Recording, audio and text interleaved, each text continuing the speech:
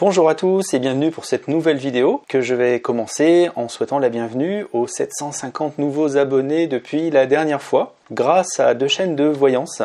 La première que vous connaissez peut-être qui s'appelle 12 parsec et c'est vrai que Yann, quand on le connaît, est très voyant.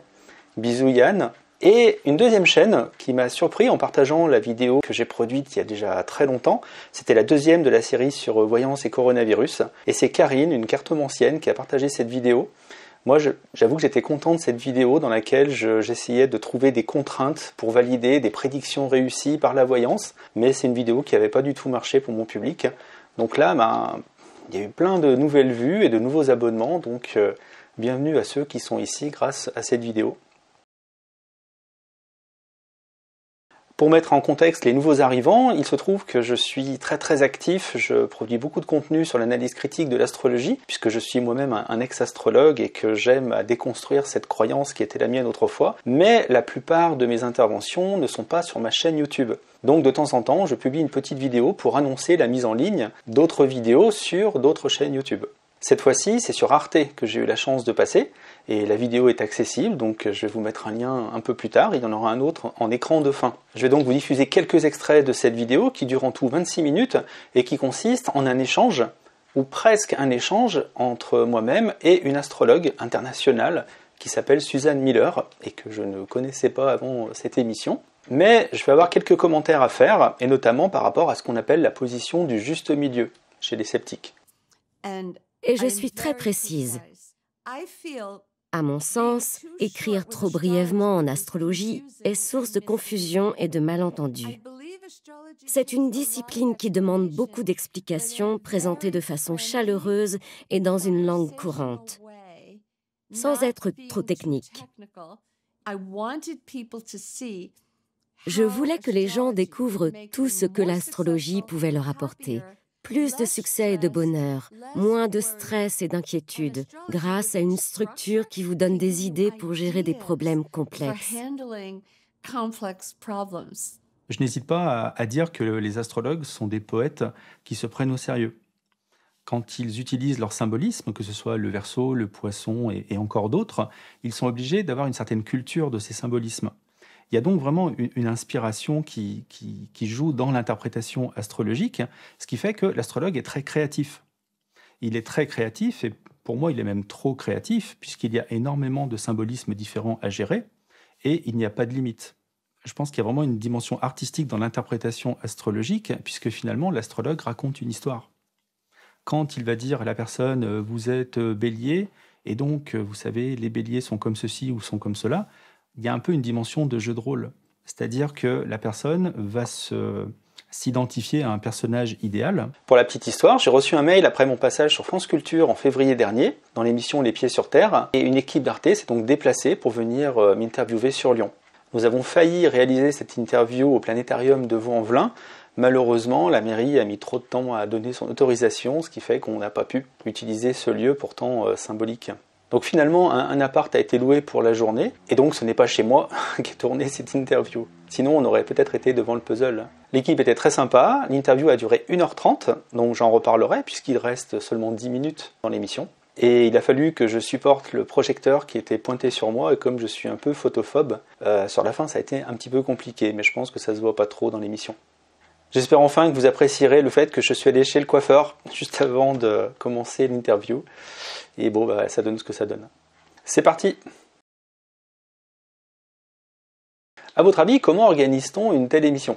Si on avait eu un débat, on aurait pu préparer quelques questions et puis après, on échangeait selon ce que l'un disait et ce que l'autre confirmait ou au contraire contestait. Ici, le format de l'émission, qui s'appelle Square ID, Square parce que le carré en anglais, c'est-à-dire qu'il y a deux intervenants, qui vont donc développer deux points de vue, et qui en général ne sont pas les mêmes, puisque les personnes ne sont pas en accord.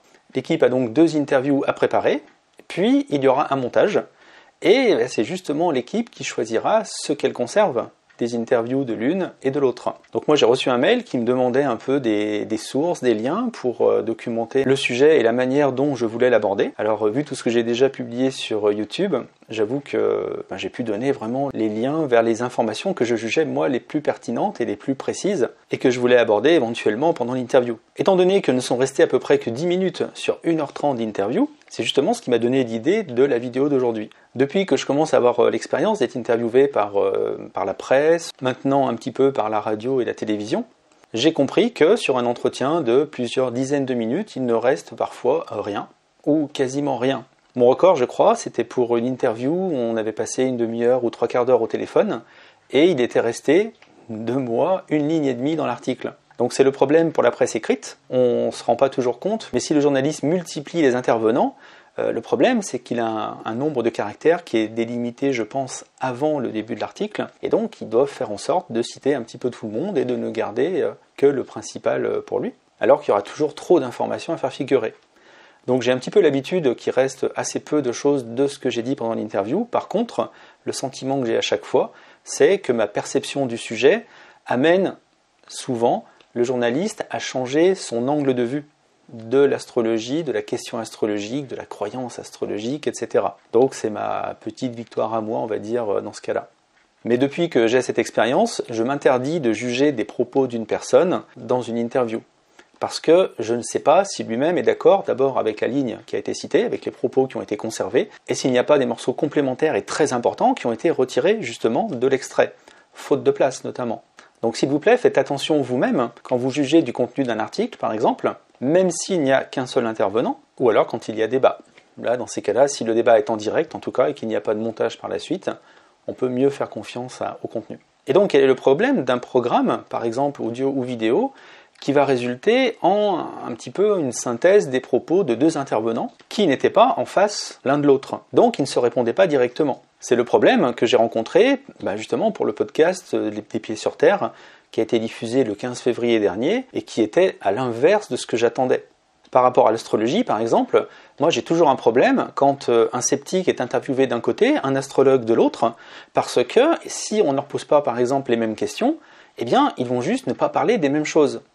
Et à l'écran, évidemment le sceptique ne pourra pas répondre aux propos de l'astrologue qui ont été conservés par les journalistes par exemple, et ça peut donner l'impression réellement qu'il y a 2 points de vue différents, par exemple sur l'astrologie, vraiment 2 façons de voir tellement différentes qu'elles en deviennent complémentaires, alors que ce n'est pas forcément le cas.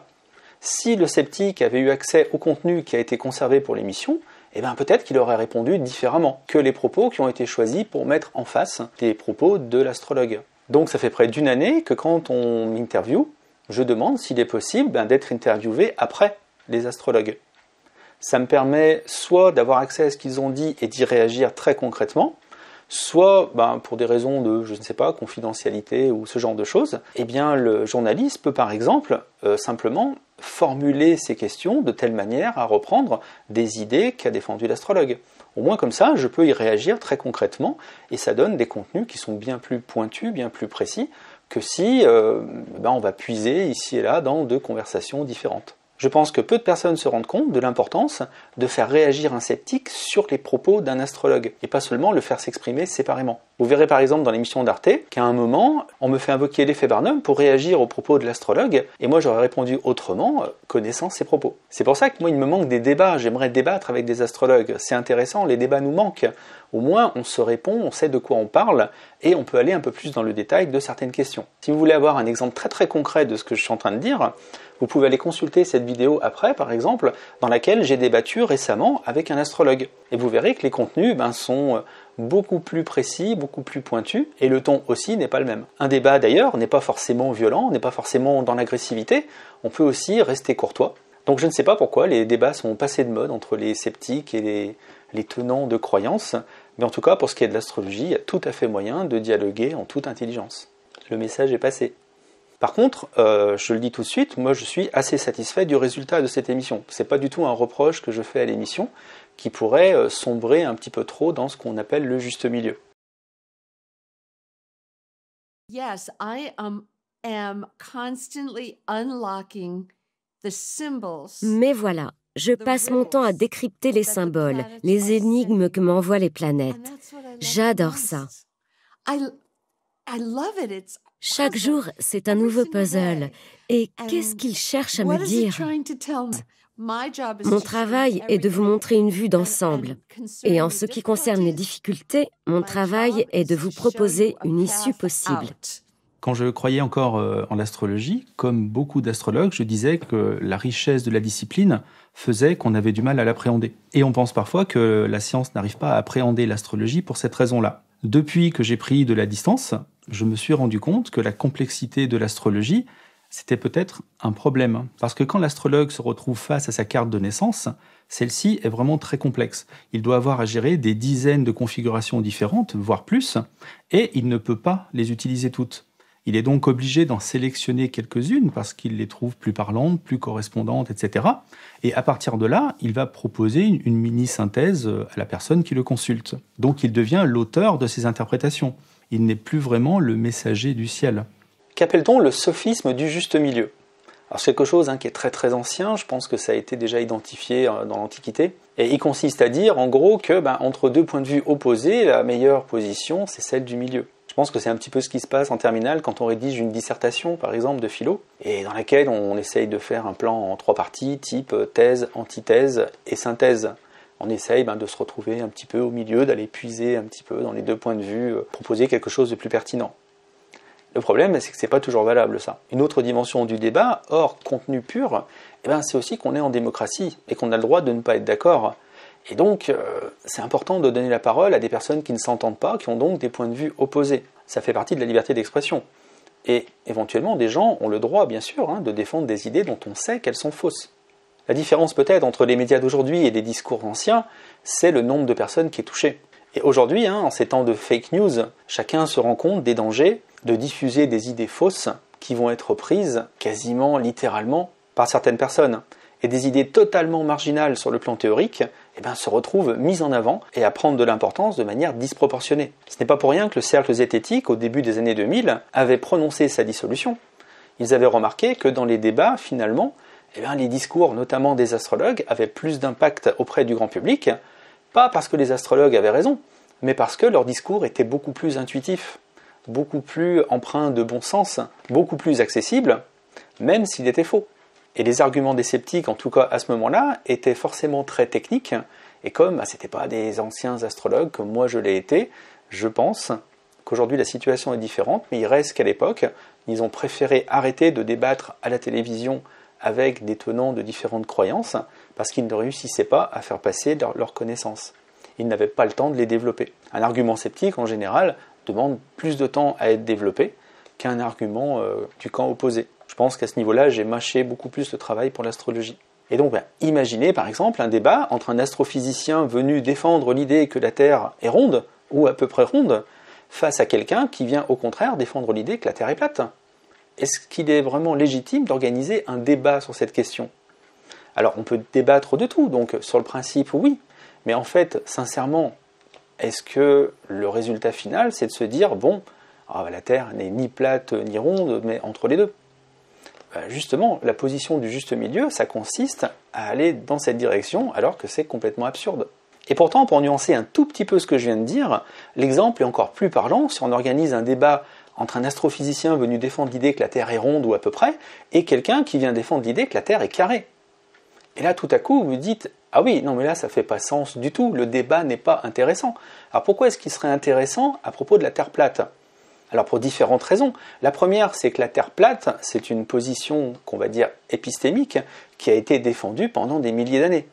Donc elle a une histoire, cette position. C'est pas juste un argument qui sort de nulle part. Et c'est pour ça qu'éventuellement, on peut envisager quand même un débat, parce que des tas de personnes ont développé une longue argumentation pour essayer de démontrer qu'on n'a pas compris et qu'en fait la Terre est plate. Bon, quand on entre dans le détail, ça tient pas. Mais s'il y a un pourcentage non négligeable de la population qui croit aujourd'hui que la Terre est peut-être plate ou qu'elle est plate, c'est parce que, justement, il y a eu des débats qui ont été organisés, des sceptiques ont parlé de ce problème et ont peut-être même contribué à diffuser l'idée. Un autre mauvais exemple de la position du juste milieu, par exemple celui de l'âge de la Terre. Si on vient à débattre de l'âge de la Terre et qu'on oppose un théologien défendant l'idée que la Terre a 6000 ans d'âge, comme manifestement c'est inscrit dans la Bible, et un géologue ou un astrophysicien qui viennent Eh ben, expliquer pourquoi on pense aujourd'hui que la Terre a 4,5 milliards d'années, eh ben, la réponse n'est pas entre les deux. On ne va pas faire un juste milieu, limite une moyenne, entre 6 000 ans et 4,5 milliards d'années. Est-ce que le ciel est bleu ou bien est-ce qu'il est jaune? Ah, il n'est pas vert en tout cas. Et pour des choses un peu plus d'actualité, est-ce que les Ukrainiens sont des êtres humains ou sont des animaux? C'est ce qu'on a entendu du côté de la Russie très récemment. Et la réponse ne se situe pas entre les deux. Quand on organise un débat entre deux positions vraiment incompatibles, la négociation, le compromis n'est pas toujours possible. Entre les astrologues et les sceptiques, aujourd'hui, cette position intermédiaire n'existe pas. Et à mon avis, pour une raison très très importante, qui est qu'un sceptique tient compte des arguments d'un astrologue et il essaye de les démonter. Et les sceptiques ont toujours fait ça. Ils ont testé l'astrologie avec des astrologues, ils ont écouté leurs arguments, ils les ont analysés, ont montré ce qui, selon eux, est une vraie faiblesse. Et puis, ils proposent aussi des explications alternatives. Pourquoi a-t-on des succès en astrologie? Est-ce qu'on peut les expliquer sans avoir à chercher une influence astrale? Eh bien oui, les sceptiques peuvent le faire. Et pourtant, je vois toujours le bon côté des choses. Ma mère était comme ça. Quant à ceux qui ne croient pas, ça ne me dérange pas. Je ne suis pas évangéliste. À l'inverse, les astrologues n'expliquent jamais pourquoi. Eh bien, les résultats des expérimentations sont négatifs. Si on avait eu une ou deux, ça irait, mais il y en a eu énormément. Encore une fois, je vous renvoie à une documentation là-dessus. On pourrait donc reprocher même à Arte d'organiser un tel débat qui donne de la légitimité à l'astrologie, qui lui fait même de la publicité. Alors, je pense qu'il faut revenir un petit peu dans le monde réel, parce que dans le monde réel, c'est le contraire. L'astrologie est de partout. 41% des Français pensent encore aujourd'hui que l'astrologie peut rendre compte des traits de caractère, alors qu'on a démontré que ce n'était pas le cas. L'astrologie est de partout dans les horoscopes, elle touche des millions de personnes tous les jours, et de partout. Donc cette émission, pour moi, au contraire, elle fait la promotion de la critique de l'astrologie, du scepticisme. Donc aujourd'hui, je pense qu'il ne faut pas faire la fine bouche, et ce genre d'échange est vraiment important. Il faut que ce genre d'échange existe. Alors maintenant, qui est Suzanne Miller, l'astrologue qui se trouve en face de moi? Eh bien, je ne la connaissais pas donc avant l'émission, et manifestement, c'est une astrologue, on va dire, qui réussit à l'international. Mais bon, qu'est-ce qu'on appelle réussir? En fait, elle produit beaucoup de prédictions, donc des horoscopes, ce genre de choses, et éventuellement, elle consulte même des entreprises. Elle va expliquer à un moment qu'elle est capable de déterminer si un colis peut prendre du retard par la poste, enfin bon, ce genre de choses. Par exemple, Mercure va rétrograder pendant 2 semaines en seconde partie du défilé. Donc, essayez de sortir vos collections un peu plus tôt. Je peux vous dire si vous allez avoir des ennuis avec la douane, et si vos robes seront bloquées trop longtemps, ou bien si des mannequins vont faire faux bond au dernier moment. À vous de trouver une solution. Je peux abaisser votre niveau de stress. J'aime particulièrement travailler avec les créateurs de mode. Mais il faut voir à quel point il est difficile pour des journalistes de savoir qui contacter pour défendre l'astrologie. Parce qu'on croise des personnes qui sont vraiment pas toujours sérieuses, qui partent un petit peu dans tous les sens. Et à ce niveau-là, c'est plus facile d'interroger un sceptique. Et au moins, Suzanne Miller, c'est quelqu'un de, sinon reconnu par la profession, parce que ça, comment le savoir? En tout cas, quelqu'un qui est connu et sur les réseaux et probablement sur les télévisions, je ne sais pas. Alors je compte sur vous, quand vous allez regarder cette émission, de bien garder à l'esprit le piège du juste milieu. Et vous me direz ce que vous en pensez. Moi j'ai l'impression quand même que toute la première partie de l'émission, c'est quasiment du debunk. C'est-à-dire qu'on fait parler l'astrologue et pouf, moi j'arrive en face et je démonte un petit peu un par un sinon les arguments, en tout cas l'état d'esprit de l'argumentation. Exemple.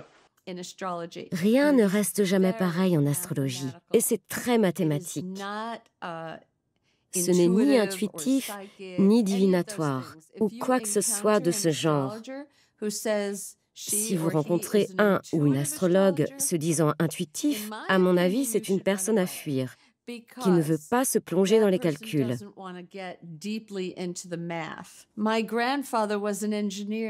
Mon grand-père était ingénieur, né en Allemagne. Ma mère a hérité du talent mathématique de son père.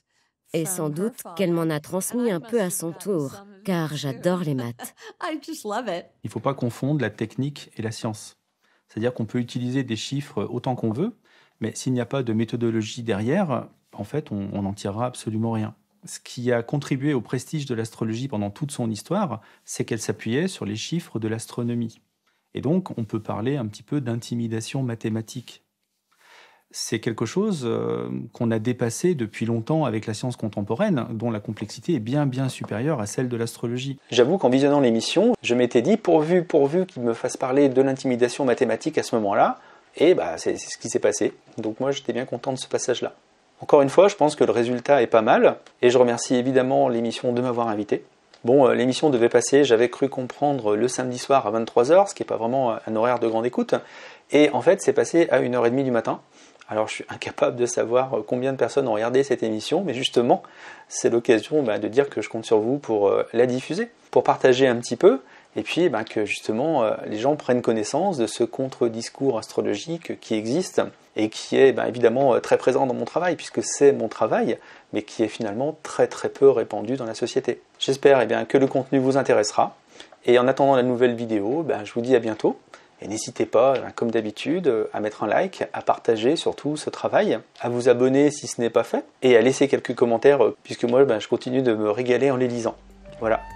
Donc à bientôt sur Astrocept.